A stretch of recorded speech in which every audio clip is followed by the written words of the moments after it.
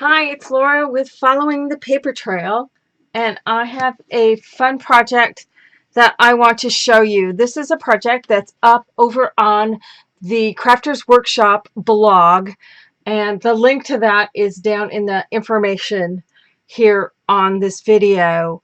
Um, with these boxes, these were actually inspired by some ceramic boxes that I made back when I was in high school.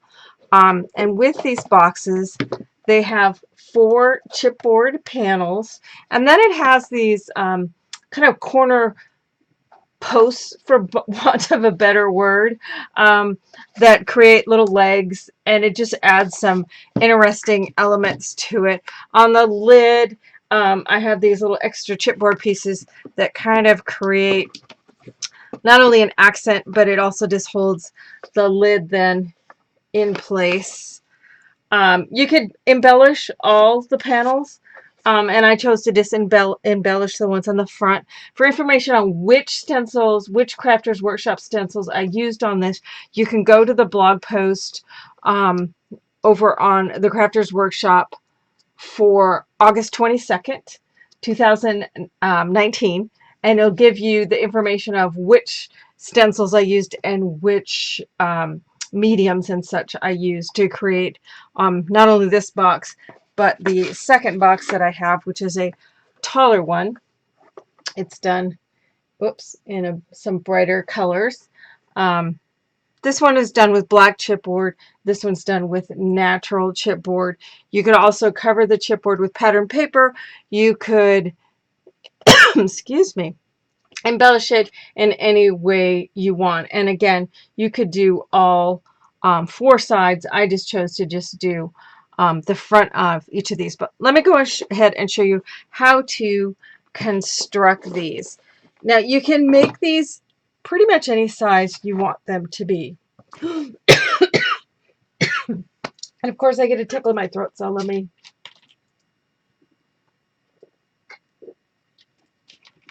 Why do those kind of things only happen when you're trying to do a video? And I don't, I'm not very good at editing, so my coughs will just have to be in the video. All right, so I need a front and a back panel, whatever width you want by whatever height that you want. And then I have 2 side panels that are whatever depth you want by the same height that we've determined on the front. You're going to need a bottom piece that's the same width as the front and the same depth as the sides. And then you're going to do one for the lid, but the one for the lid is going to be 1/8 of an inch wider and 1/8 of an inch deeper total. So if this is 3 by 6, this is going to be 3 1/8 by 6 1/8. And then I'm going to make the lid whatever depth that I want it to be. And I'm going to cut for the ends and the front and back, and I'm going to attach those with what I call construction strips. These are 3/4 inch strips that are scored down the middle, and then I've added, in this case I use score tape, but a strong adhesive to each side of the fold, as close to the fold without being on the fold. And so I make these in batches of a couple hundred, so I have them because that's what I use for my 3D projects.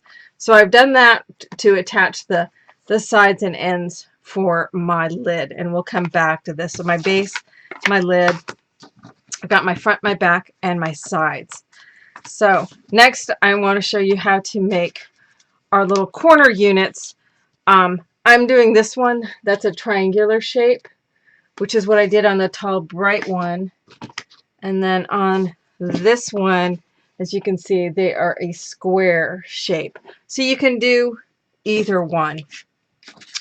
You're going to cut 3-inch wide strips out of a heavier weight of cardstock. And then I have them at about 1.5 inches taller than whatever my panel is, so that it extends 3/4 of an inch above and below the panel.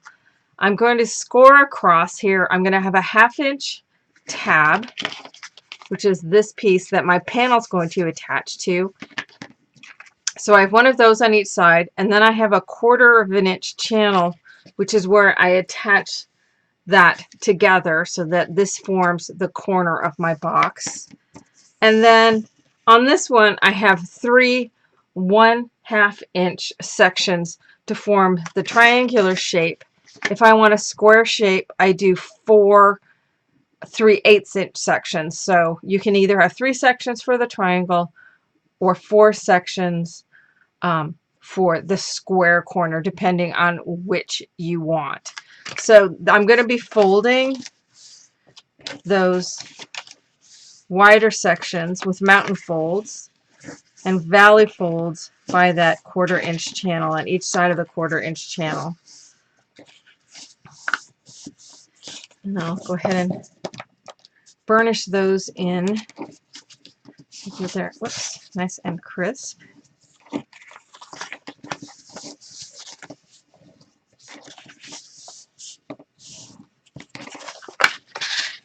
And then the ones that form the outer part.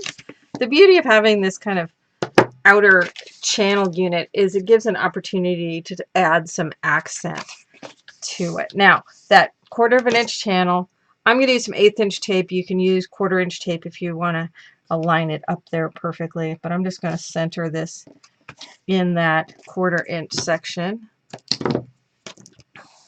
And I can peel this, the paper backing off. And then I'm going to just line up my edges and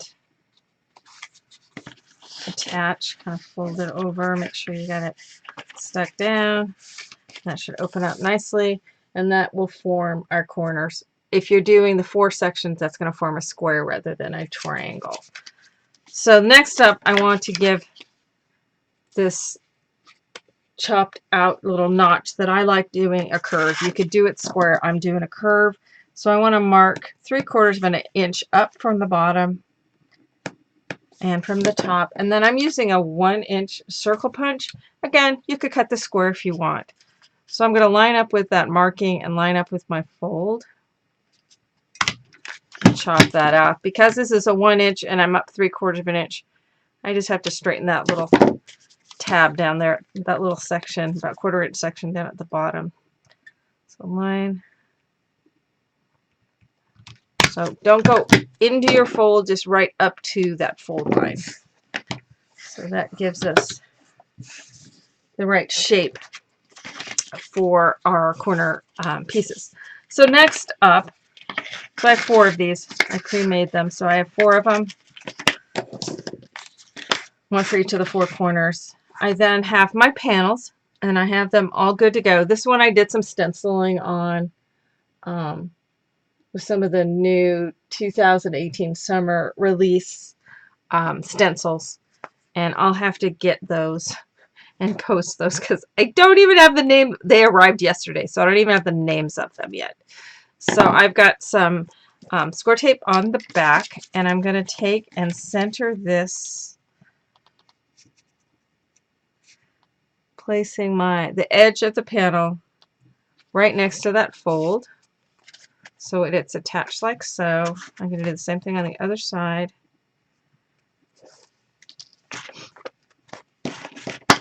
Another one.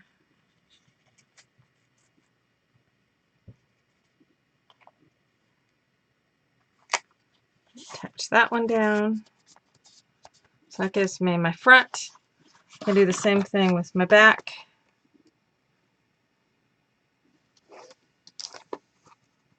Let's just take off one at a time. No use getting it stuck to me, which I guarantee you I will. Now on these panels, I have just done some of my pattern papers.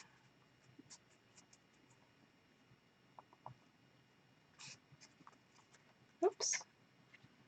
Lift it up before I stuck it down. Alright, so then we'll attach that down. And our last one.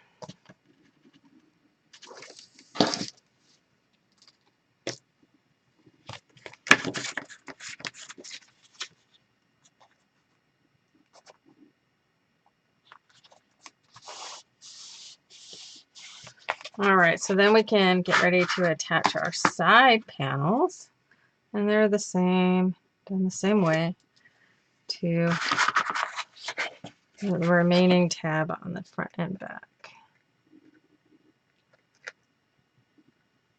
You can also glue these and then kind of hold them or clip them in place until you've got them, till they dry. The tape is just faster. All right, so then we can put the one on the other side.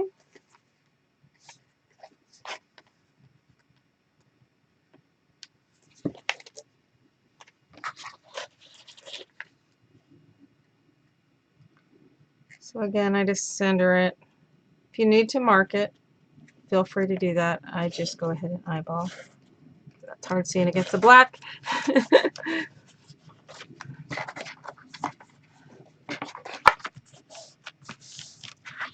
Alright, so now we are ready to attach these then onto our back piece.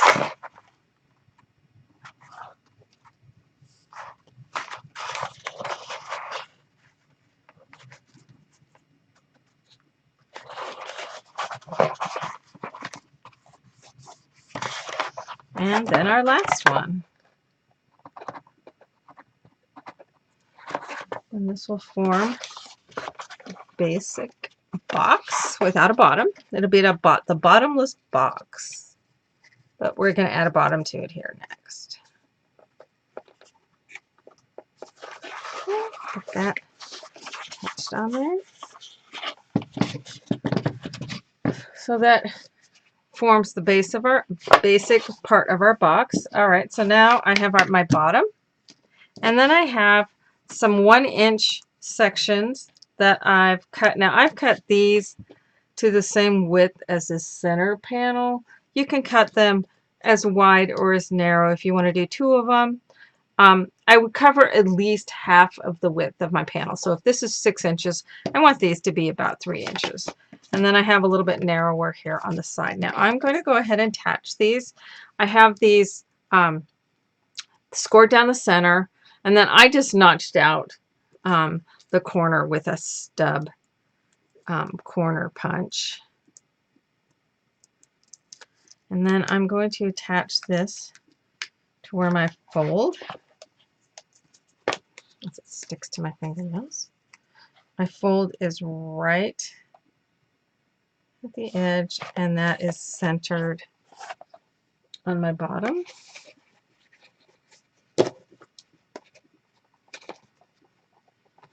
I'm going to do that on the back as well. Oops, I just realized I didn't take off. Oh, I did. Did I? Yeah, I did. Okay, good. Oh, there it is. I was going to say I'm missing one of the strips. I did this in 2 parts, so there we go. Alrighty, so because I don't have the center marked on this back, because the front has, you know, the stenciled panel, so this back I don't have that, so go ahead and mark the center. Fold is right on the edge. Attach that. And then the same thing on the side. They'll be a little easier to attach on the side.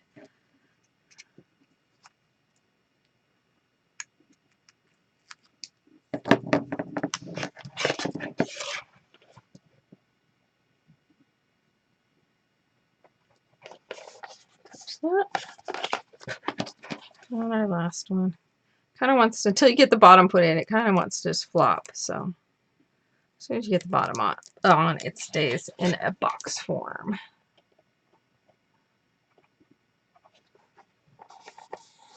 Attach that. So kind of fold these all under. This should just slip down inside and drop on down. Drop a little too fast. So that's going to just fit down into the bottom. So I can attach these tabs. Easiest is to start with one. I start with my front and then go from there. All right, so when I attach this on, I want there to be just a little gap because it is slightly smaller, not much, not more than a 1/16 of an inch gap. And then come over, make sure these guys are all out of the way. That allows it to then fit inside the chipboard.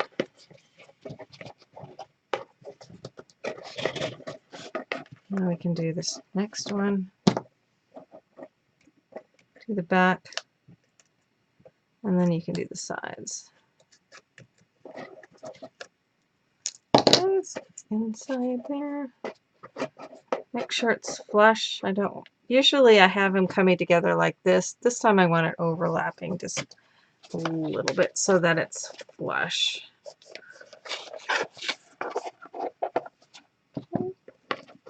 And we do our ends, and then we're ready to make our lid and do our accents.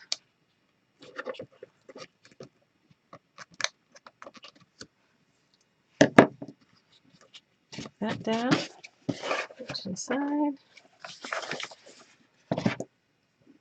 and then our last one.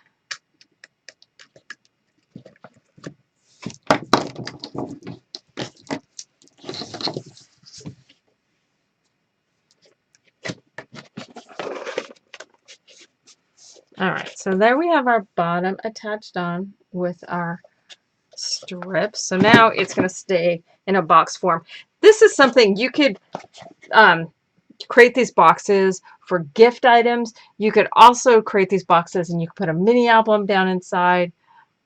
It's a great way to feature whether it's a pretty paper, stenciling as I've done here, any sort of mixed media. There's any number of things you could do on not only the front panel, but all four sides of the panels.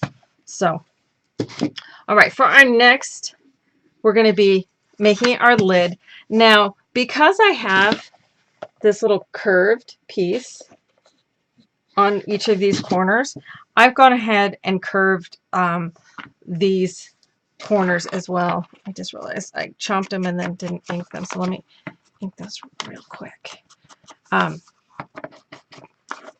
And this will allow it to just set right in there nicely. If I did a square corner to where you didn't see this little bit of curve right here, which I like how that looks, that's why I do them that way. But if you wanted to do this to where it just cuts square, then you wouldn't need to round your corners.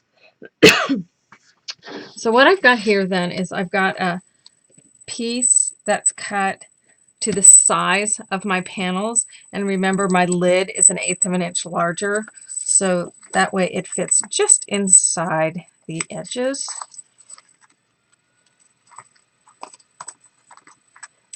You can do any number of things on this top. I'll show you on the other ones that I did here in just a moment what I did on the tops of those.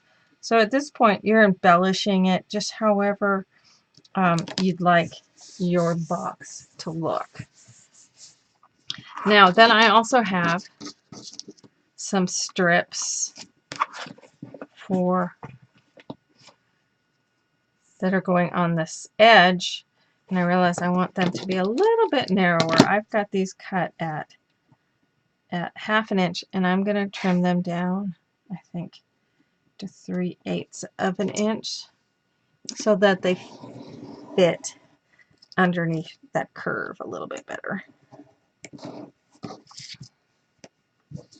I've already got adhesive tape on the back, so then they're all set to attach on. Let me ink that real quick.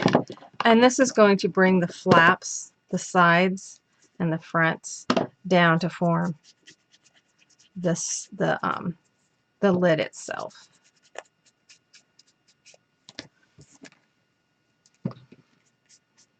Now, inking is an optional.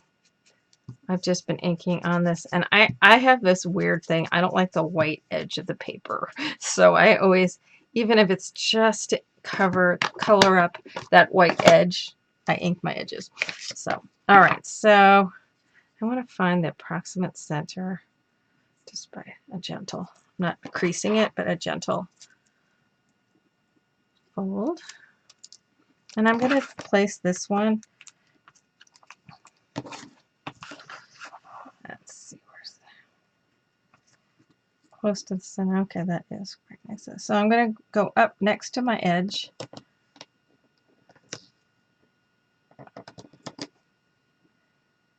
I didn't do a very good job of centering that.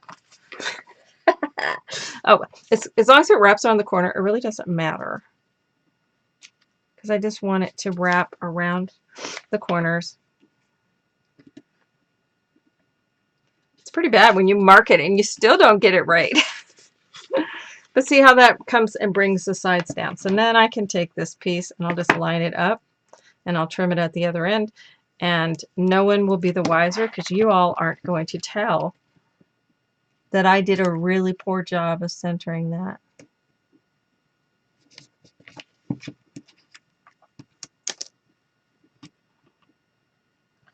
Run that right next to that edge and wrap. You know, I'm just going to overlap it. It was only like ½ an inch and nobody will be the wiser. So I can varnish that from the inside. So there's my lid, and that should set down nicely, just set down inside that top. Oh, I realize what I did. See, I did this a little bit smaller the last time. Now I realize what I did is I cut this a little bit bigger. So what I need to do is that 3/8 of an inch down, I need to trim out my corner. See, I changed what I was doing, and then I didn't change this because I did the original ones, the lid the exact same size as the panels, and then I thought, oh no, I'm going to make it a little bit bigger. But then in engineering, I realized I need to cut out that little bit here on these corners, so to allow for it to fit. So you can either do what I just did and trim that out, or you can, see, now it fits down in there just nicely.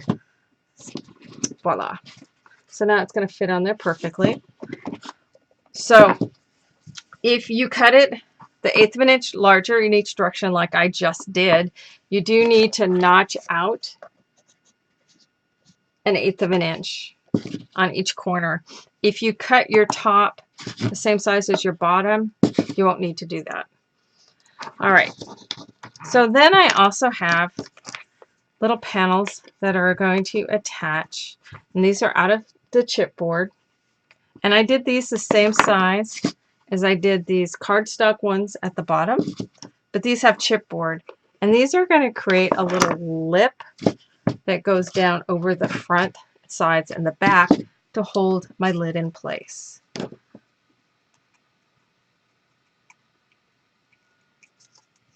So I've got the little dailies on there. Center that. So I did that with that same stub corner. So I've just got that lined up so it's about half of it hanging down.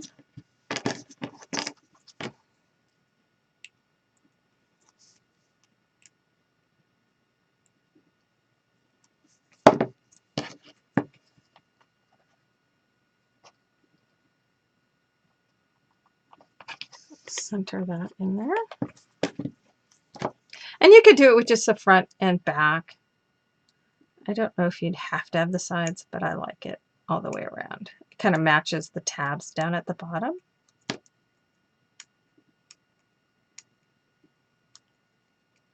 Over there.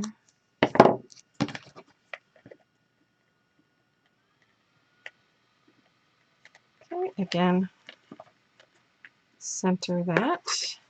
And one last one. I hate all these paper backings of my tape. It's one of my other pet peeves. I don't like them laying on my table. I have all sorts of little idiosyncrasies.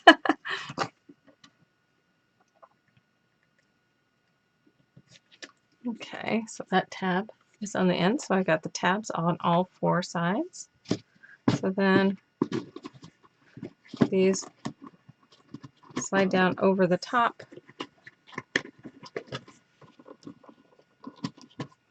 on all 4 sides.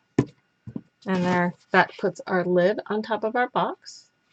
So now I just need to do some accents. So I've got some more of this kind of copper color that I'm putting on this outer edge.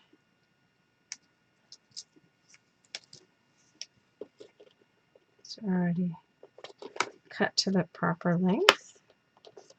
I just center that on there. Just adds the same color, so it adds that little bit of accent onto there.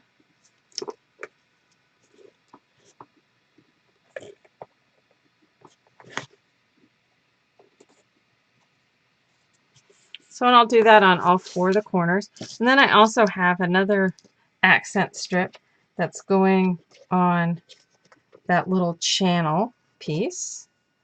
So I'm going to go ahead and get that put on. And that's going to go on both sides. So there'll be 8 of these, 1 on each side. Oh, come on, paper.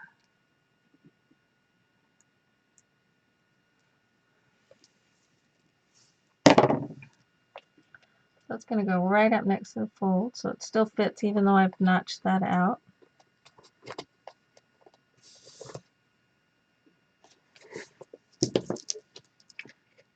Little squeak along. All right, let's do another one on the other side, and then I'll finish up putting the other 4 on after we're done here.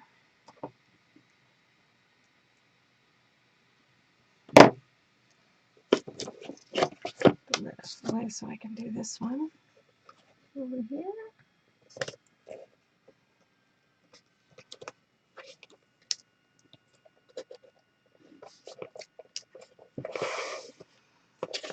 So I'll do that accent, and that's going to go on all 4 corners, front and back.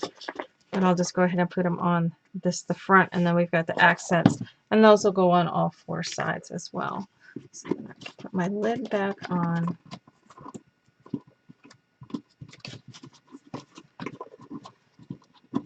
And that fits on there nicely. So it gives a neat box. We can do all sorts of stuff on the top. For instance, on these 2, here you can see I've cut a double mat for on the top.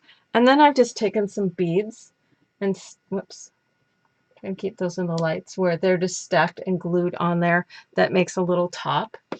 Put some, because I had some little strings on these little feathers, I put some strings on my beads as well.